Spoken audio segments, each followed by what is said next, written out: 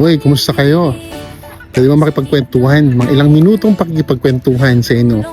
Gusto ko lang ibahagi ng kaunti ang mga natutunan ko dito sa California, sa ilang araw kong pagstay dito sa California.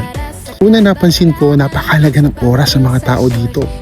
Maging kapatid mo, kaibigan, dating kasama sa trabaho, kaklase. At alam nyo ba, kailangan makipag-appoint kayo sa kanila at least 1 month or 2 weeks before para masamahan naman kayo. Pero pag nakakuha ka ng appointment or schedule, talaga naman, mula kape, pagkain, shopping, at lugar na pupuntahan, ipagdadrive ka pa. Nga lang, kinakailangan, you have to schedule with them. Kasi yung oras dito mahalaga. Bawat oras kumikita sila. At bawat oras, kinakailangang pagpaguran. So huwag kayong sasamaan loob pagka tinawagan nyo yung mga kaibigan nyo tapos hindi kayo ma-accommodate. Napakahalaga ng mga oras sa kanila. Pero mahalaga ka pagka naman nakakuha ka ng schedule sa kanila.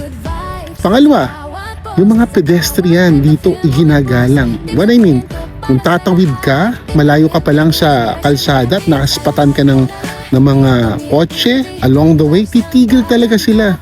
Kahit pa yan, short ang pedestrian lane o mahaba ang pedestrian lane, titigil talaga sila. Patatawirin ka. They value people and they value life. At pangatlo, pagkain. Napansin ko lang, ano man ang estado mo sa buhay, kaya mong bumili ng pagkain masarap at kaya mong matikman ito. Basta magtatrabaho ka nga lang at kinakailangan may pambili ka. Pero dito, regardless, ano man ang yung status, bacon, burger, ham, ice cream, name it, American pie, matitikman mo. Basta may pambili ka at matitikman nito ano man ang estado mo sa buhay.